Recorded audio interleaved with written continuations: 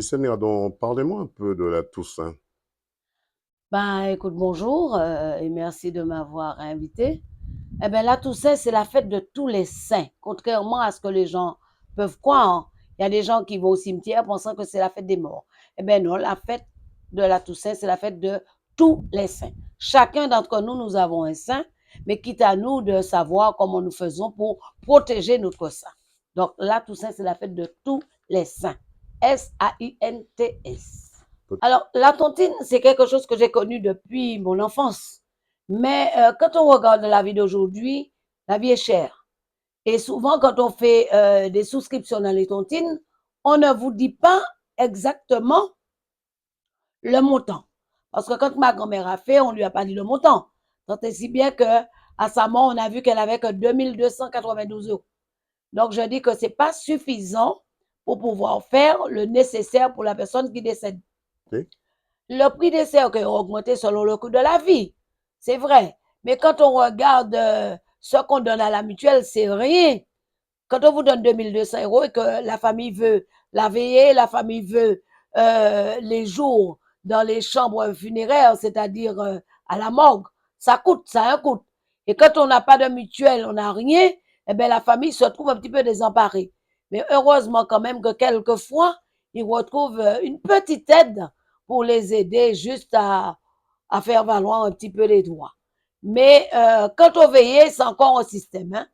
Donc, on va en parler tout à l'heure. Alors, les familles se retrouvent coincées et font appel aux cagnottes. Je ne sais pas si vous connaissez Cagnotte ou la service cagnotte social, le CCAS Letchi. ou autre. Pourquoi?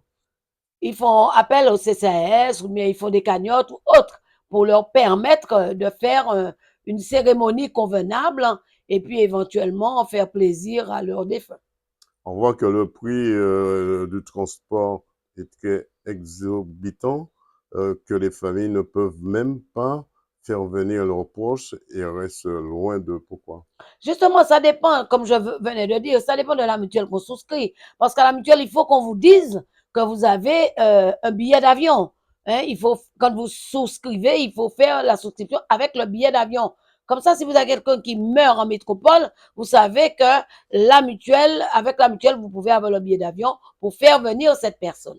Mais si on ne vous le dit pas au départ, vous savez, il y a beaucoup de grandes personnes qui ont souscrit, mais qui ne savent même pas qu'il fallait avoir euh, comment ça s'appelle, une souscription pour avoir un billet d'avion pour faire venir leurs proches.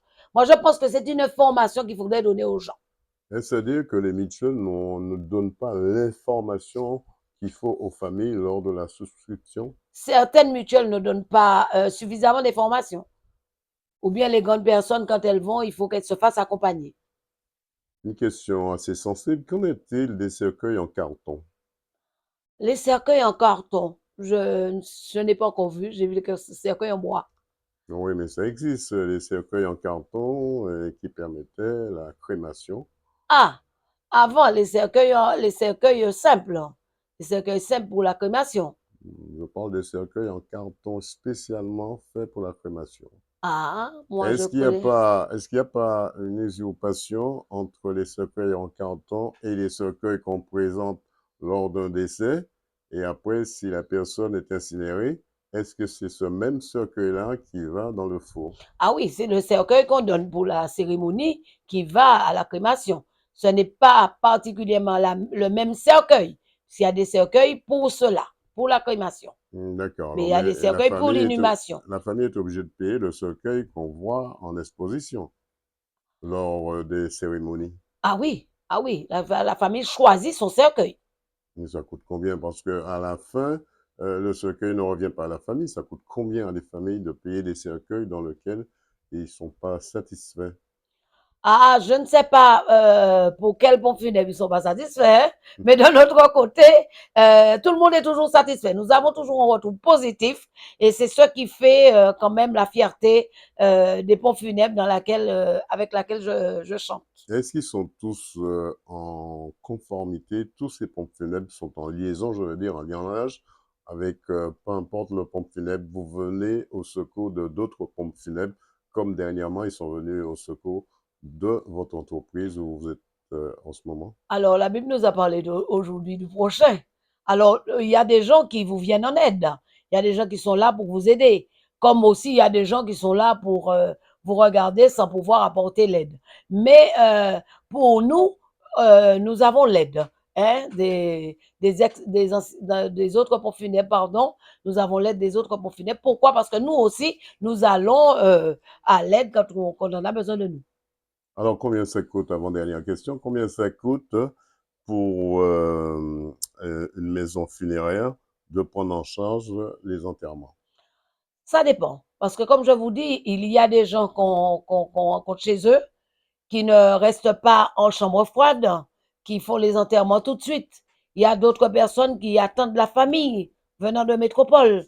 Il y a d'autres familles qui vous disent oui, la famille est là, mais on voudrait garder 3, 4 jours le temps de se préparer.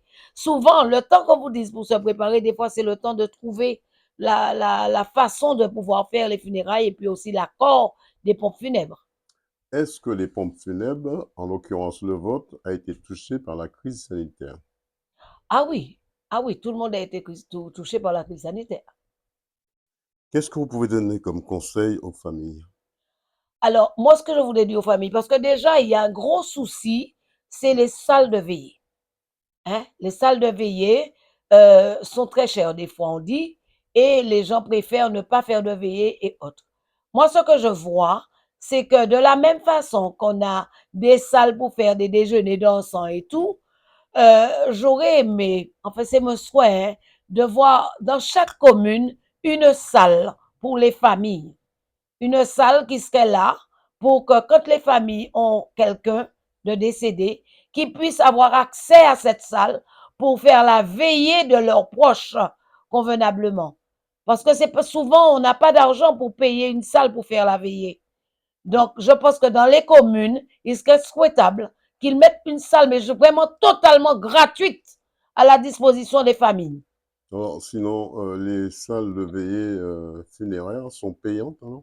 En principe, quand on met dans une salle funéraire, je pense qu'elle est payante. Dernière Sauf question, si c'est la personne qui a le service et s'arrange comme il veut. qu'est-ce que vous souhaitez dire et que je n'ai pas eu l'occasion de vous poser comme question? Eh bien, le seul truc que je voudrais dire, c'est que au moment des décès, il faudrait qu'on accompagne un petit peu plus les familles. Qu'est-ce que vous Nous entendez le par faisons. accompagner un peu plus les Alors, familles? accompagner les familles, c'est-à-dire dès lors qu'il y a le décès, aller près d'eux, parler avec eux, leur faire comprendre que ils ont perdu un proche, mais que tous nous devons passer par là. Hein? Ça, c'est déjà un premier réconfort pour la personne. Et puis aussi, quand on fait les funérailles, essayez d'avoir des chants.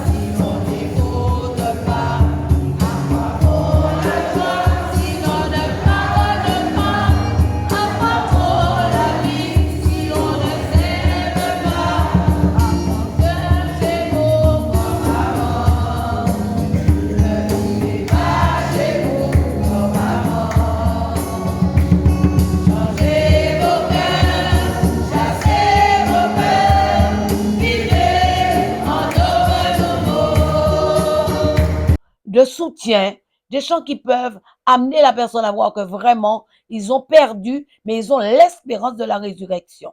En ce moment, on voit des jeunes en train de nettoyer les tombes, puisqu'on a l'approche du 1er novembre, fête de la Toussaint. Avez-vous deux mots là-dessus? Non, je dis que les jeunes qui font leur job, c'est tant mieux pour eux. Mais je dis que le job, si vraiment on a besoin de nettoyer sa tombe, c'est toute l'année. Il ne faut pas attendre uniquement la fête de la Toussaint, puisque la fête de la Toussaint, ce n'est pas la fête, je répète, des morts. C'est la fête de tous les saints. Voilà. Et On la va, commémoration des morts, c'est le 2 novembre. d'accord, on va rester sur la fête de tous les saints. Voilà. DD News vous remercie. Alors, qu'en est-il de la couleur lors d'un décès? Alors, comme je disais, le noir, on le met le jour, mais quand on porte le deuil même, on peut porter le deuil en bleu et blanc, en blanc, en marron, en, en, En rouge jaune, aussi, dans non? la couleur qu'on veut, parce que En rouge aussi, non? Ça gêne pas? mais ça, pour moi, ça ne devrait pas gêner, parce que quand la personne est vivante, c'est à ce moment qu'il a besoin de réconfort et tout. Mais une fois que la personne est morte, eh bien, c'est dans le cœur qu'on porte le deuil. C'est pas sur le vêtement, c'est dans le cœur. On peut porter son deuil comme moi. On peut porter ce deuil avec la robe qui est là, la robe beige, la robe bleue, la robe blanche. Mais c'est dans le cœur qu'on porte le deuil. Alors, Ghislaine, c'est vrai, vous avez plus d'une cinquantaine d'années. À l'époque de vos parents, de vos grands-parents, tout le monde était en deuil lors d'une cérémonie mortière. Alors, il faut dire qu'à l'époque où j'étais petite, il y avait une tenue pour le deuil. C'était la robe grand-mère noire, la grande robe noire et la tête attachée en blanc, comme le cornet de pistache. Voilà. Et le C'était jupon blanc. Merci, c'est moi qui vous remercie.